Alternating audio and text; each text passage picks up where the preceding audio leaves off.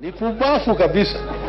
Maana unakuwa na maana gani duniani ikiwa wewe kazi yako ni wizi wa ng'ombe? Kweli una maana gani? Una maana wewe ni binadamu ya mavi ya kuku.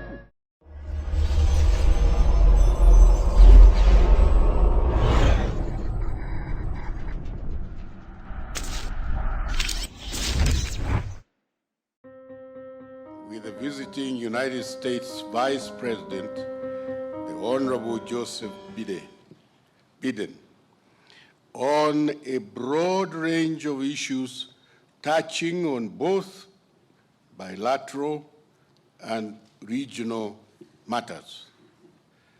In a meeting, Emilio Stanley Mwai Kibaki was born in November 1931 at Katuyaini Village, Othaya Division, in Nyeri County, then known as Nyeri District.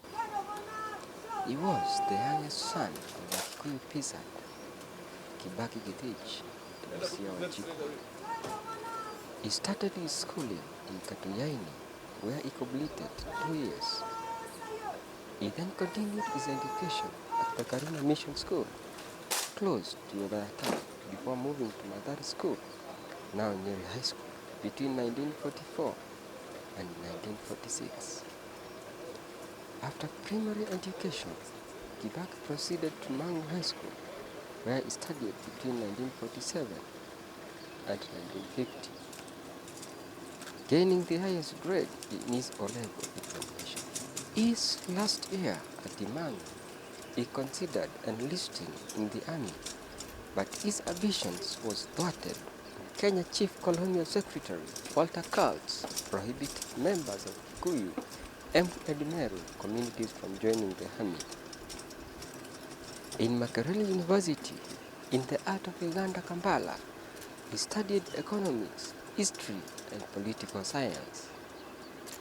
After his education, he didn't come back to Kenya. Instead, he remained in Uganda, working for the Shell Company, East Africa. He earned a scholarship, entitling him to undertake postgraduate studies at British University, and he chose the London School of Economics. In 1958, he went back to Makerere University, where he taught as an assistant lecturer until 1961. During the same year, Kibaki married his beloved late wife, Lucy Muthoni. In 1963, Kibaki was elected as Member of Parliament for that honored constitution known as Bahati, now known as Makadara in Nairobi.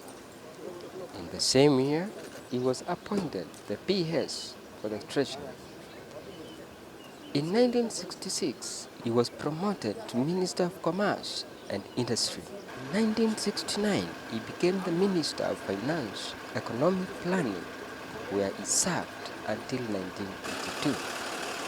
In 1974, after defeat from the Bahati, he moved his political base from Nairobi to his rural home, Othaya Nyeri, where he was elected Member of Parliament. He was elected subsequently for 7 terms. In 1978, he was elevated to Vice President by then President Moi until 1988. In the year 2002, Kibaki was elected President of the Republic of Kenya through NARC Kenya after Laila made the famous declaration, Kibaki Tosha. On 29th Dec 2002, still nursing injuries from a motor vehicle accident in a wheelchair, was sworn as the 3rd President and Commander-in-Chief of the Armed Forces of the Republic of Kenya at Uhuru Park. In January 2003, Kibaki introduced free primary education, which has brought a lot of changes in terms of education. In 2007, he declared his intentions to run for the 2nd term as the president. Opinion polls up to election day showed Kibaki behind Raila Odinga nationally. When election was conducted, it was at this time the country went to serious crashes that caused many people to die and lose property. In a mid of political division, the country was saved by the mediation of United Nations Secretary, the late General Kofi Annan, with a panel of eminent African personalities backed by the African Union, the United States, and United Kingdom. Following the mediations, a deal called National Accord was signed in February 2008 between Raila and Kibaki, now referred to as the two principles, where Raila was elected to a newly recreated post of Prime Minister. Mwai Kibaki brought a lot of changes in the Kenyan economy by improving infrastructure like the Thika Superhighway that will always be there for his remembrance.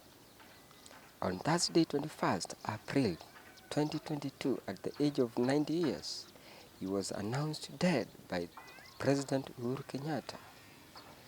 On 25th April 2022, his body was brought to Parliament buildings for viewing, where he is to lie in the state until 27th April 2022. Ahead of a funeral service which shall be held at Nyayo Stadium on Friday 29th April 2022. Mwai Kibaki's body will be interred in his Mwaiga home in Othaya sub-county in Nyeri County on Saturday 30th April 2022 with full military honors. Kibaki will be remembered by many, for he was the best president, having accomplished many of his promises, like free primary education. Fare thee well, the third President of the Republic of Kenya. Yeyote ambaye hataki maendeleo mazuri, awe anataka kujenga Kenya yake, hiyo tutafuata na yeye atawacha tu.